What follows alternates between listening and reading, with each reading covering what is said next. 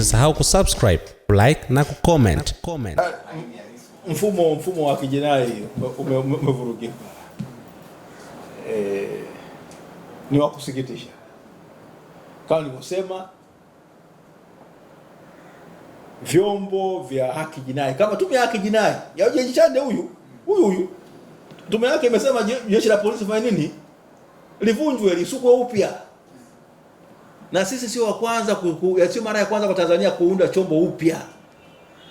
Mwaka 64 Tanganyika African Rifles wamegoma tarehe 26 mwezi wa kwanza mwaka wa 60 Januari mwezi wa kwanza mwaka 64, tukavunja jeshi. Ndio tukachukua wanajeshi kutoka Canada, kutoka Nigeria, kutoka Ethiopia, ndio wakaja hapa.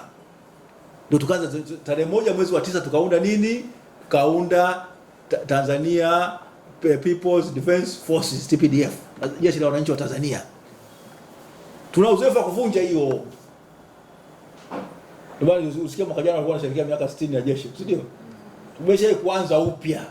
Kwa hali sasa ilivyo, ukiangalia jeshi la polisi, uwezo ukasema eti nirekebisha, hamna kitu.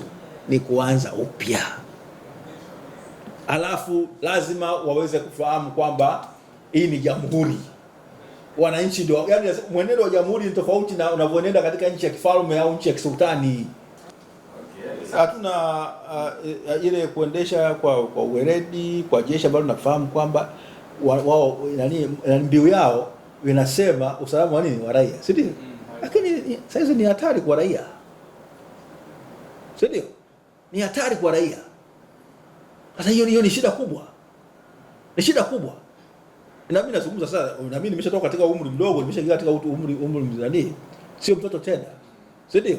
Nilipata wakili nikiwa na miaka 29, sasa na miaka 59, mwakani nafika 60 kwa neema ya Mwenyezi Mungu kama nafika, si ndio? Nimeona mengi. Ili kwa wa kwanza kupata habari zetu, tafadhali usisahau kusubscribe, like na kucomment.